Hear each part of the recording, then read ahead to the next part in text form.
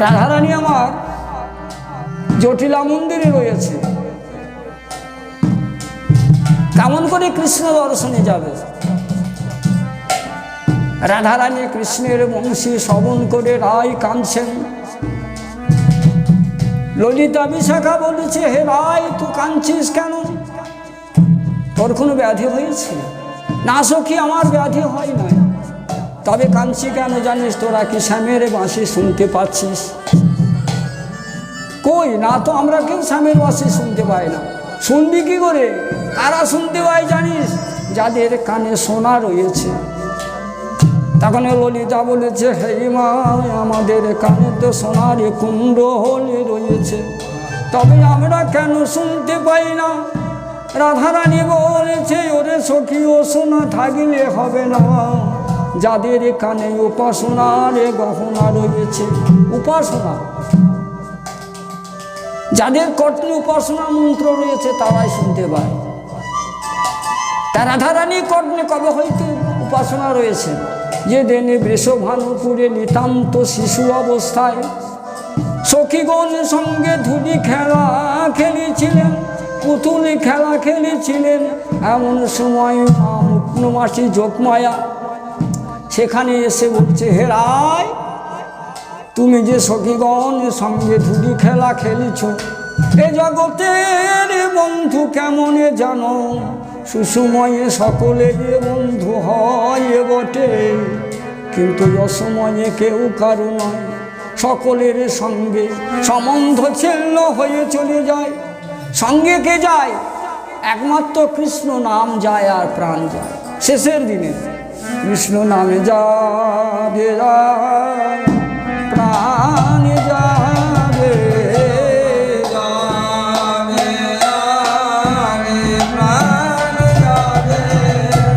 সঙ্গে তোমার কেউ যাবে না, নাম যাবে না, প্রাণ যাবে। সঙ্গে তোমার কেউ যাবে না, যদি শ্মশান ঘাটে যাবে, সঙ্গে তোমার কেউ যাবে না, শ্মশান ঘাটে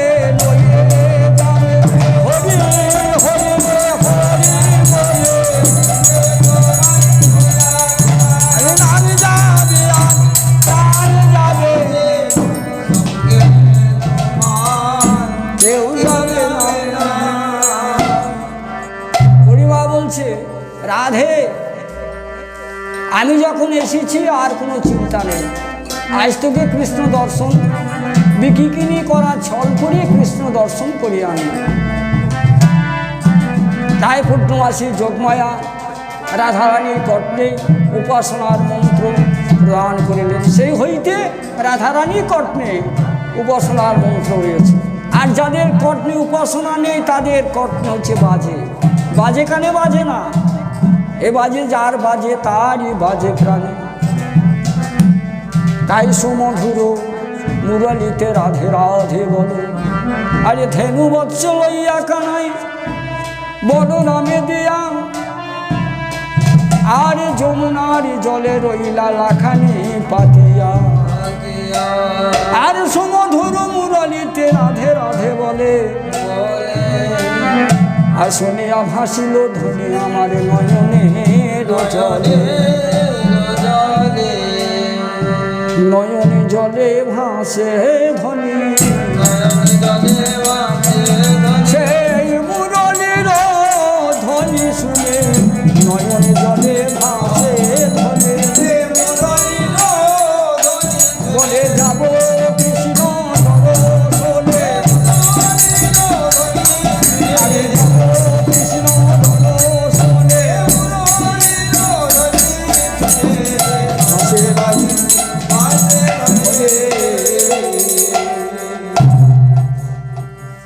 রাধারানীর কাছে গিয়ে বলছে, বড়িমা বলছে, আমি যখন এসেছি আজকে তোকে বিক্রি কিনে করা ছল করে মথুরার হাটে নিয়ে যাব, কৃষ্ণ দর্শন করিয়া। তখন রাধারানী বলছেন, বড়িমা, আমার শাশুড়ি মা যদি অনুমতি না দেয় আমি কেমন করে যাব? ওরে আমি সে ভার আমি নিচ্ছি। এই বলে মনের আনন্দে গান করতে করতে জটিলা মন্দিরে চলে যাচ্ছেন। বুড়িমা আমার বলছেন তোরা কে বিকে যাবিল ওলো ব্রজবাসী, তোরা কে বিকে যাবিল ওলো ব্রজবাসী। আরে আজ মথুরায় হাট বসেছে করব মনের বিকে কিনি,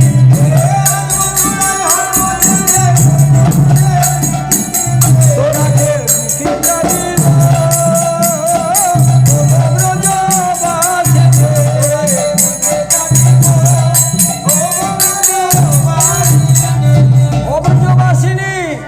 তোরা কেউ বিকে যাবি। আর বলিস আরে ঘিয়ের দরে ঘর বিকাবি করবো বলে বিকে,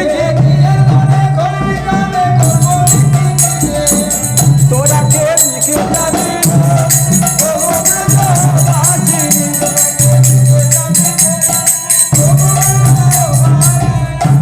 এই বলে হাঁক দিতে দিতে জটিলা মন্দিরে চলে যাচ্ছেন। দ্বারে জটিলা দ্বারে গিয়ে বলছে ও জটিলা বাড়িতে আছিস হাই। জটিলা চিন্তা করছেন যে এই যাবট গ্রামে আমার চেয়ে কে বৃদ্ধা আছে যে আমার নাম ধরে ডাকছে। দেখলো যে বড়া এসেছে, এসো এসো বড়া এসো। পরক্ষণে বলছে আচ্ছা কি মনে করে আমাদের বাড়িতে এলে, কি মনে করে এলে? বড়াই বলছে দেখ জটিলা আজকে বাড়িতে এসেছি বিকিকিনি করার ছল করে, বিকিকিনি ছড়া করে কৃষ্ণ দর্শন করে আনবো এই বলে মনে মনে বলছে। এসো এসো বাড়িতে নিয়ে গিয়ে বলছে হারে একটি আসন বেঁধে দিয়েছেন জটিলা। বড়াই জটিলা বসতে আসনে বসতে না বসতেই নাকটা এদিকে এদিকে ঘুরিয়ে বলছে হারে ওদের বাড়িতে এত দুর্গন্ধ কিসে? তখন জটিলা বলছে অন্য কিছু নয়, আমাদের বাড়িতে প্রচুর দুধ দই সব পচে নষ্ট হয়ে গিয়েছে তারই গন্ধ। ওরে আমি সেই খবরটাই তো নিতে এলাম। শোন আজকে মথুরাতে নতুন হাট বসেছে, তোদের পচা প্রসাদগুলো আমাদের এই ভালো প্রসাদের সঙ্গে নিয়ে ভালো দামে বিক্রি হবে। জটিলা বলছে কি বলো বড়াই আমার কি আর সেই বয়স আছে? 3 কাল গিয়ে 1 কালে ঠিকেছে। আর আয়ান তো কোথায় থাকে? কুটিলাকে যদি হাটে পাঠায় হাটে হাড়ি ভাঙবে। তোরা না পারিস বৌমা তো রয়েছে পাঠিয়ে দে না। আর বৌমার কথা গুণের কথা বলো না, বৌমা চালে ডালে এক ঠাঁই করে দেয়। তখন বড়াই বলছে ওরে আমি এই বয়সে কতজনকে বিকিকিনি শিখিয়ে দিলাম, রাধারানী তো কোন ছাড়। তখন জটিলা বলছে বেশ তুমি আমার ঘরের লোক, তুমি যদি বৌমাকে নিয়ে গিয়ে বিকিকিনি শিখিয়ে দাও তাতে আমার কোনো আপত্তি নেই, এই বলে অনুমতি দিলেন। তখন বড়াই আমার রাধারানীর কাছে গিয়ে বলছে রাধে পসরা সজ্জিত কর। তা রাধারানী আমার পসরা সজ্জিত করছেন কেমনভাবে? দধি দুগ্ধ ঘৃত ঘোল গোরসের প্রসাদ আর অনুরাগে শান্ত দাস্য বাৎসল্য মধু। তাই মধুরসের প্রসাদ সজ্জিত করে রাধারানী আমার পসরার প্রতি নিবেদন করে বলছেন পসরা যেন কৃষ্ণ সে